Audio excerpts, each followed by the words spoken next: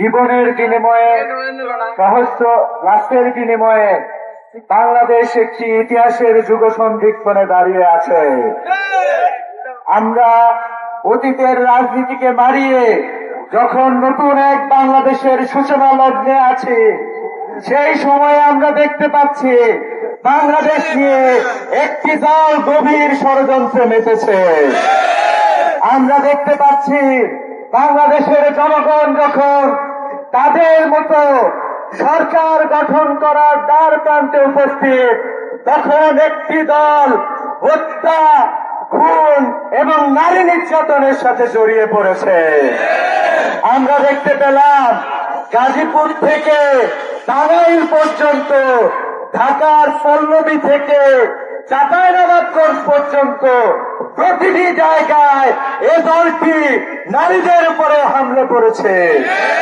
আমরা আরো দেখেছি গতকালকে খুবই দুঃখ নিয়ে আমরা উপস্থিত হয়েছে এখানে একজন হিন্দু নারী, যাকে ছাত্রদল নেতা তাকে খুন করেছে, তার সন্তান এখনো হাসপাতালে মৃত্যুর সাথে পাঞ্জা লড়ছে। আমরা আরো দেখলাম আজকে একটু আগে খবর এলো চট্টগ্রামে একজন সপ্তম শ্রেণীর নারীকে ছাত্রদলের নেতা ধর্ষণ করে গ্রেফতার হয়েছে। আমরা আরো দেখলাম 2018 সালে সুবর্ণচরে ধানের শীষে ভোট দেওয়ার কারণে যে নারীকে ধর্ষণ করা হয়েছিল, সেই ধর্ষকও বিএনপির পক্ষে প্রচার প্রচারণায় অংশগ্রহণ করেছে। আমরা ধিক্কার এবং নিন্দা জানাতে চাই জনাব তারেক রহমান এবং বিএনপি। আপনারা বলে থাকেন 16 বছরে গণতন্ত্র প্রতিষ্ঠায় আপনারা কাজ করছেন, কিন্তু আমরা দেখছি বিগত কয়েকটি ছাত্র সংসদ নির্বাচনে নারীরা যখন ইসলামী ছাত্র শিবিরের তেলেকে ভোট দিয়ে জয়যুক্ত করেছে, তখন আপনারা ভীত হয়ে নারীরাকে ভোট সেন্টারে না যায় আপনারা সেই কার্যক্রম পরিচালনা করছেন।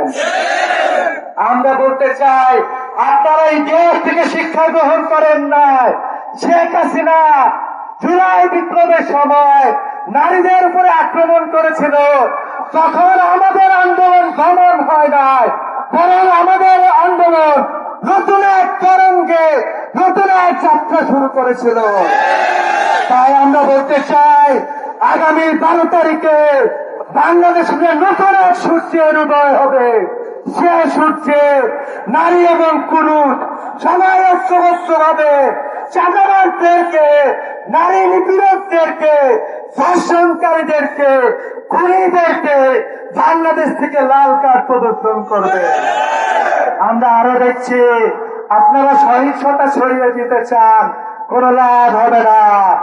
বাংলাদেশের তরুণরা বেঁচে থাকতে তাদের সর্বশক্তি প্রয়োগ করে আপনাদের সেই চক্রান্তকে ধূলিসাৎ করে দেবে। সংগ্রামী উপস্থিতি, আমরা আরো খুবই গভীর উদ্বেগের সাথে লক্ষ্য করছি তারা সাইবার আক্রমণ শুরু করেছে। আমরা দেখলাম কিছু কিছু জায়গায়, কিছু কিছু দেশ থেকে, কিছু কিছু সরকারের গুরুত্বপূর্ণ জায়গা থেকেও এ ধরনের কার্যক্রম পরিচালনা করা হচ্ছে। কিছুক্ষণ আগে শুনে থাকবেন বিএনপির নেতা আরশাদ হোসেন, উনি বলেছেন তার দলের নেতা কর্মী নির্বাচনের জন্য তারা সরকারের বিভিন্ন এজেন্সিকে ব্যবহার করছে। আমরা সরকারের এজেন্সিগুলোকে বলতে চাই, এ বক্তব্যের বিরুদ্ধে অনতিবিলম্বে আপনারা স্টেটমেন্ট দিবেন, নইলে আমরা ধরে নেব অতীতের ফ্যাসিবাদী কাঠামো থেকে আপনারা এখনো শিক্ষা গ্রহণ করেন না। অচিরেই বাংলাদেশে জনগণের সরকার প্রতিষ্ঠা হবে, জনগণ তাদের রায় প্রদান করে নতুন এক বাংলাদেশ বিনির্মাণের দ্বার প্রান্তে উপস্থিত রয়েছে।